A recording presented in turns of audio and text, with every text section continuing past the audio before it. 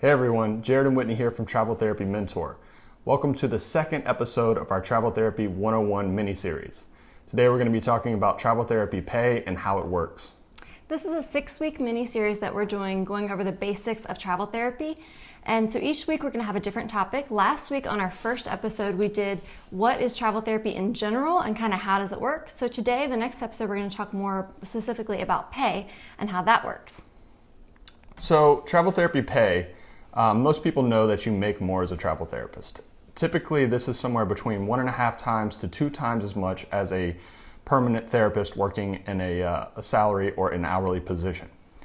But travel therapy pay is different than in a permanent position, and you can't really talk about it in terms of salary or hourly pay. And the reason for that is because it's divided into hourly pay and also stipends.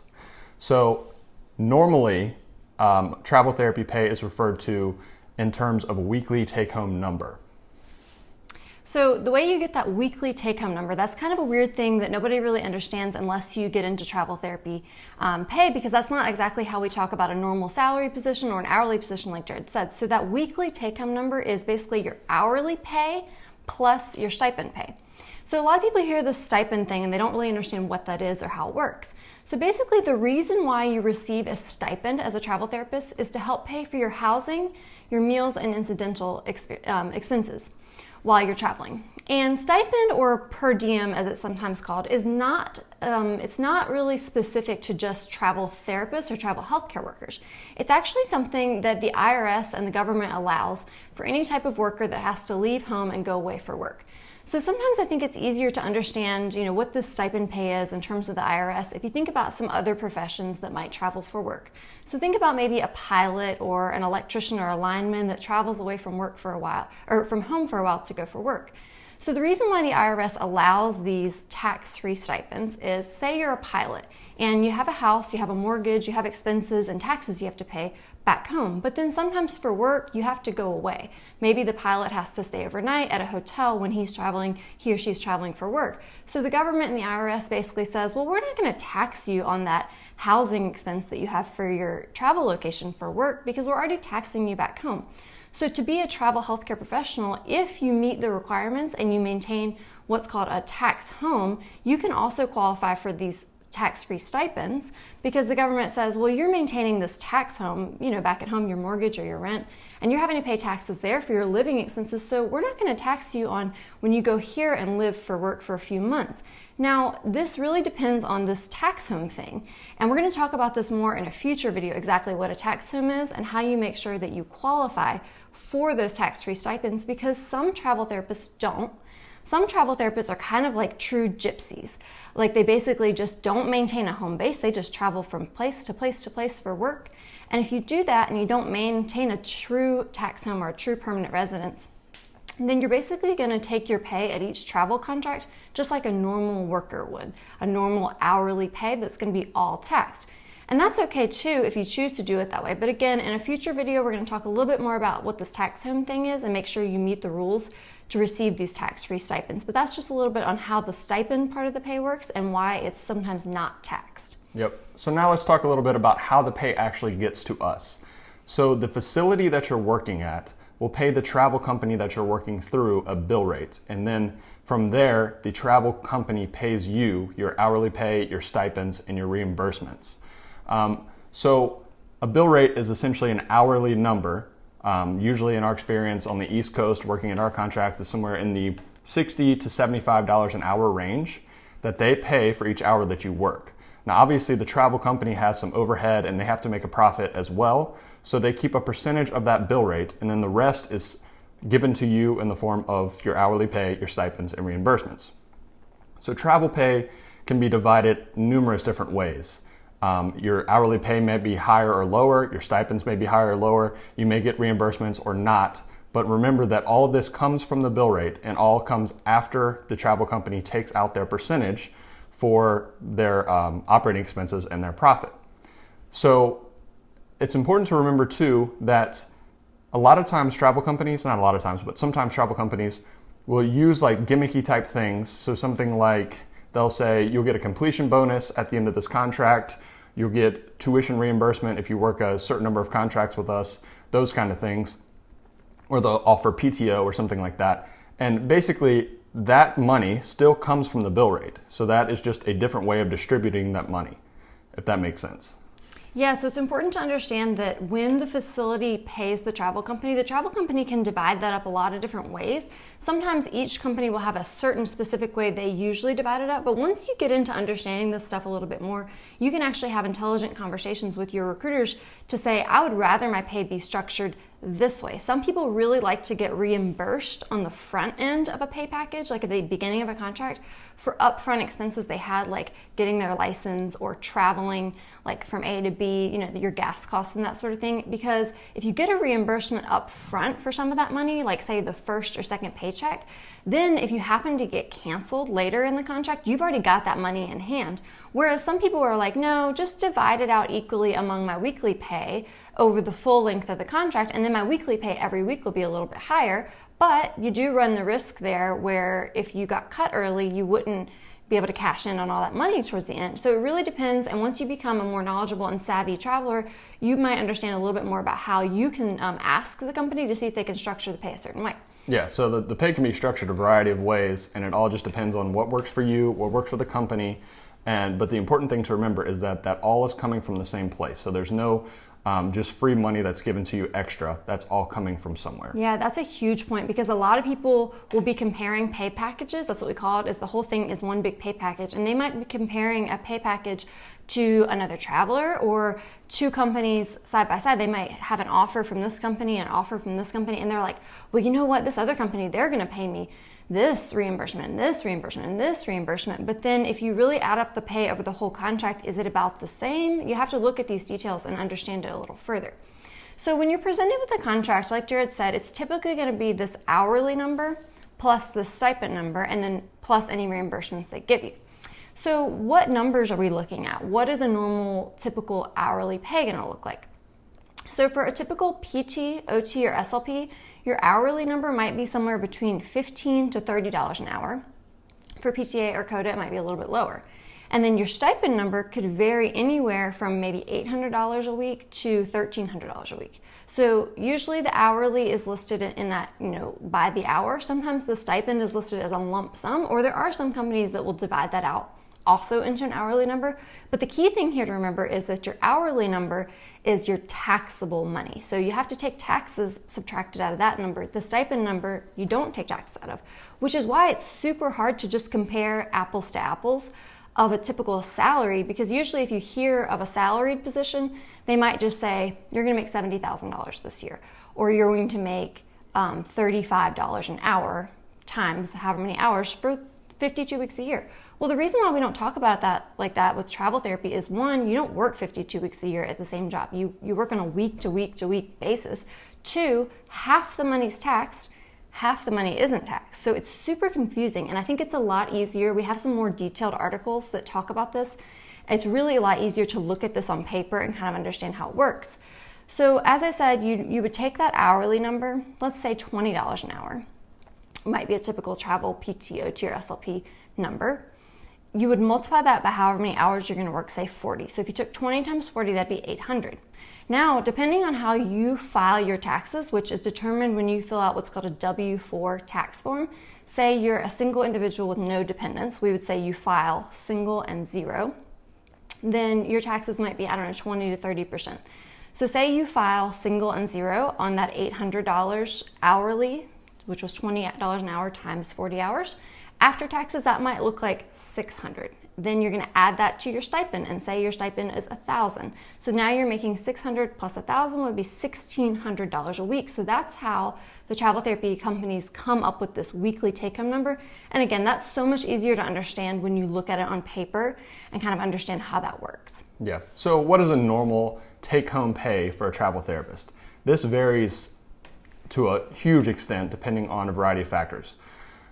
Pay can be anywhere from, we've seen as low as $1,400 a week, even lower than that sometimes, which is not an ideal situation. That's after taxes, all the way up to $2,500 a week after taxes, or even higher. But on average, in our experience, it's usually somewhere between $1,500 a week and $1,800 a week after taxes. And this is for PT, OT, and SLP. Again, Yes. if you're a nurse or you're some other discipline, could be totally different. If you're a PTA or CODA, probably lower, but typical that we've seen somewhere between $1,500 and $1,800 on average across the US for PT, OT, and speech. Yeah, and so the variables that affect which area of that range that you're in include the setting that you work in, the location, and also the size of the travel company that you're working with. So in general, if you're working on the East Coast, you're probably going to make less than when you're working on the West Coast. Some of this has to do with cost of living, but some of it also just has to do with the reimbursement rates in different states. Another thing is the setting. So normally home health pays the most for travel jobs, followed by outpatient, hospital-based, and then usually skilled nursing is the lowest. And then in terms of the company, the size of the company plays a role because the bigger the company, the more overhead they have, which means a larger percentage on average they keep from a bill rate. So if they keep a larger percentage, then that means your pay is going to be a little less.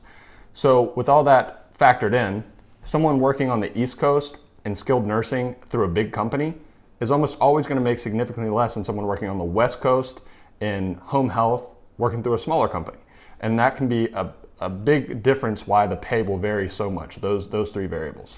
And once you get into learning more about travel therapy, you can also find out that there's actually even more factors than that. Yeah. So Jared's kind of generalizing when he says West Coast, East Coast, when he says certain facilities, when he says certain size of companies, but it all just comes down to how much is the facility willing to pay, which a lot of times the travel company doesn't have control over. They're like, this is the bill rate. The skilled nursing facility said, we're going to pay this much, and that's all we got. And they can sometimes go back and ask for more, but not always. And then the second layer there is how much commission or how much overhead does the travel therapy company take out. Like Jared said, sometimes bigger companies take out a bigger chunk because they have more overhead, but there are other factors, like sometimes there's some big companies that will have first dibs on a job. Yeah, so they'll have exclusive contracts, which means that they actually can make more for that same job than a different company would, because the other company is going to have to pay a percentage to that bigger company. Which makes things a little confusing. Yeah, so it's kind of complicated. I think a big thing that a lot of people who get into travel therapy, they've talked to some other travelers and they're worried about getting screwed over. They're worried, like, is the recruiter taking advantage of me? Are they just keeping a big chunk of the commission? I would say that does happen sometimes, but I would say I don't think all recruiters are just out to get you or out to make more money off of you. And a lot of times it gets really tricky if you try to have some of these conversations with the recruiters and you're like, well, how much are you taking out of the pay package and why can't you give me more? And sometimes they can tell you that, but sometimes they can't. So it just kind of depends. But for the most part, I would go into it, be knowledgeable, learn as much as you can, read our articles, talk to some other travelers, but don't go into it thinking everybody's out to get you, because I don't think they are for the most part. There certainly are some recruiters that will take advantage of travelers, and especially new travelers, but that is probably more the exception than the rule. Most of them want to work well with you and keep you as a long-term traveler with them, and that means taking care of you in terms of pay and being fair. Yeah. But this brings us to another point, that it can be really tricky trying to compare pay with other travelers.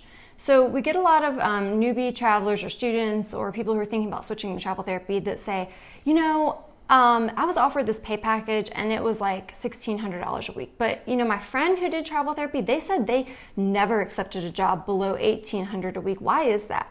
So it kind of goes back to understanding it's really tricky to compare apples to apples with your friend or somebody else you heard of on the internet, because you have to think about the facility, the type of setting they're working in, the area they're working in, the cost of living, and the company they're working with. And reimbursements in the contract. And the time frame. Like right now, we're recording this in July 2020, and COVID is going on, and it's significantly impacted the market. And we will say pay is way down compared to what it was in our experience in 2015, 16, 17, 18, when things were really, really good. So your friend that might be making $1,800 to $2,000 a week as a PT, maybe they were in San Francisco Bay Area where pay is super high. Maybe they were working home health. Maybe they found like a sweet deal with a company where they took a low commission and so forth and so on. But maybe you're looking at a completely different situation than them. You want to go to the Midwest or, the East Coast. You want to go to Florida. You want to be in Miami.